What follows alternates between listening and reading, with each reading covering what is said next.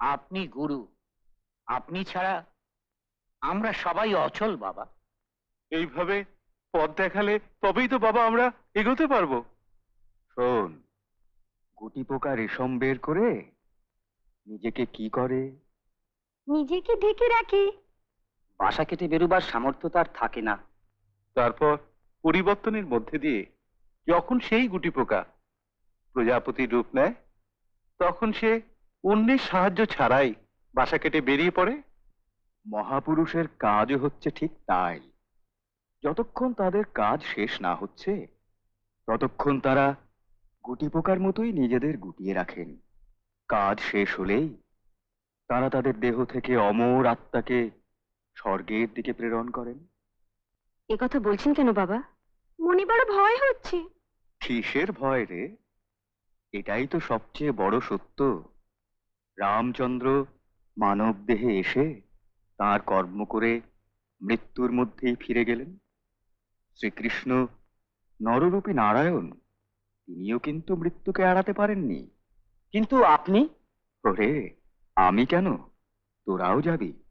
কাজ শেষ হলে তোদের দেহটাকে ছেড়ে যে যার জায়গায় যেতেই হবে। বাবা, মনের মধ্যে একটা প্রশ্ন অনেক দিন ধরেই রয়েছে, যদি অভয় দেন। করো প্রশ্ন।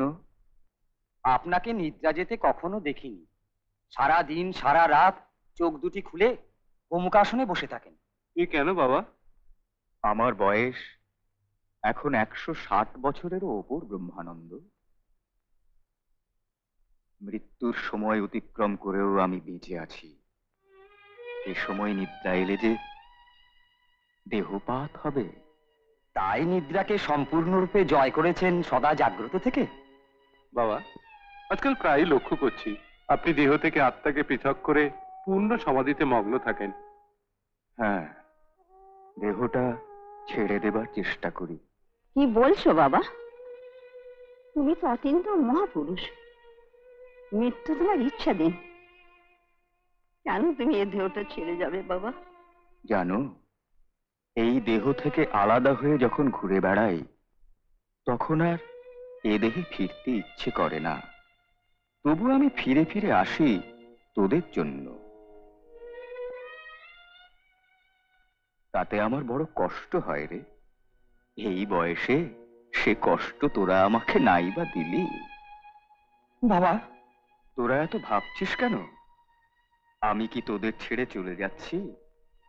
এই রক্ত মাংসে গড়া দেহ ছেড়ে আমি সূক্ষ্ম দেহে থাকবো। তোদের হৃদয়েই আমি বাস করব। রণে বনে জলে জঙ্গলে তোরা যখনই বিপদে পড়বি আমাকে স্মরণ করিস, আমিই রক্ষা করব। আগামী 19শে জ্যৈষ্ঠ রবিবার আমি এই নশ্বর দেহ ত্যাগ করব।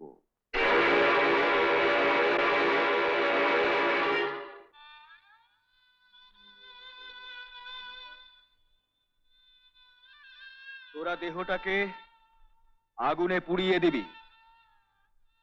আর যদি আমি উত্তরায়ণের দিবা ভাগে দেহ ত্যাগ করি, যদি আকাশ নির্মল থাকে, সূর্য কিরণ যদি উজ্জ্বল হয়, তাহলে তোরা জানবি সূর্য রশ্মি অবলম্বন করে সূর্য মণ্ডলের পারে চলে যাব। এ আপনি কি বলছেন বাবা? আমাদের অনাথ করে চলে যাবে?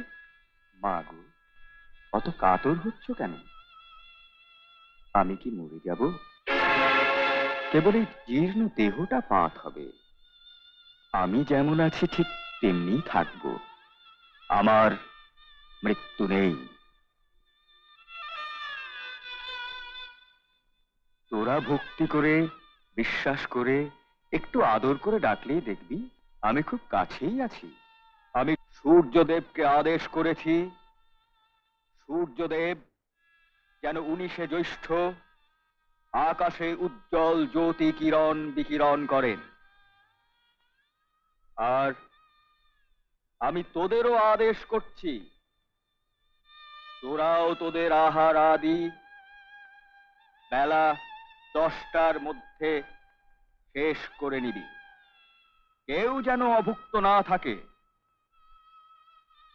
বেলা 11:45 আমি দেহ ত্যাগ করব। বাবা, এবার তোরা সব এখানেই বিশ্রাম কর।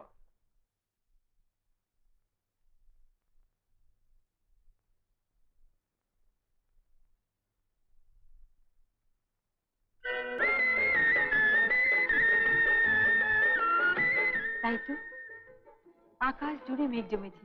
সূর্যের ছটা আজ আর নেই। হ্যাঁ,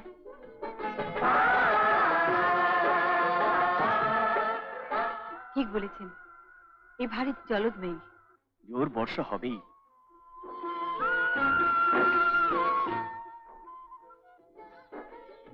হে বাবা সূর্যদেব, মেঘের আড়ালে থেকো বাবা।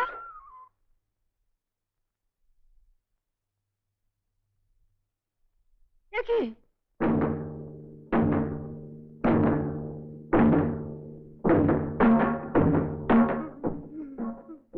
মা, আর তো মাত্র 40 মিনিট।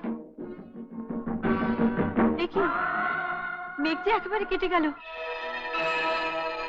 সূর্যদেব আরো উজ্জ্বল হচ্ছেন।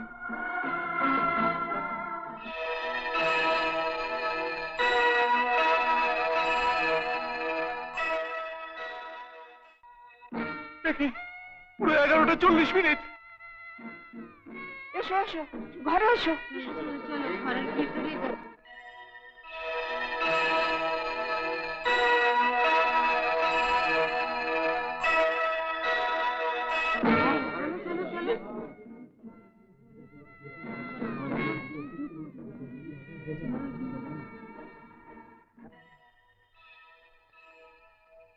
বাবা,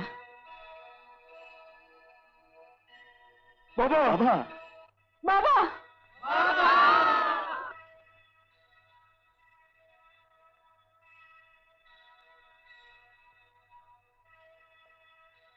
আমি ছিলাম, আমি আছি, আমি থাকবো।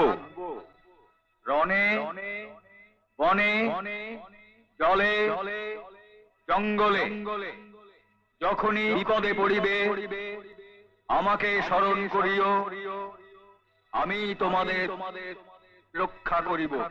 কলি যুগে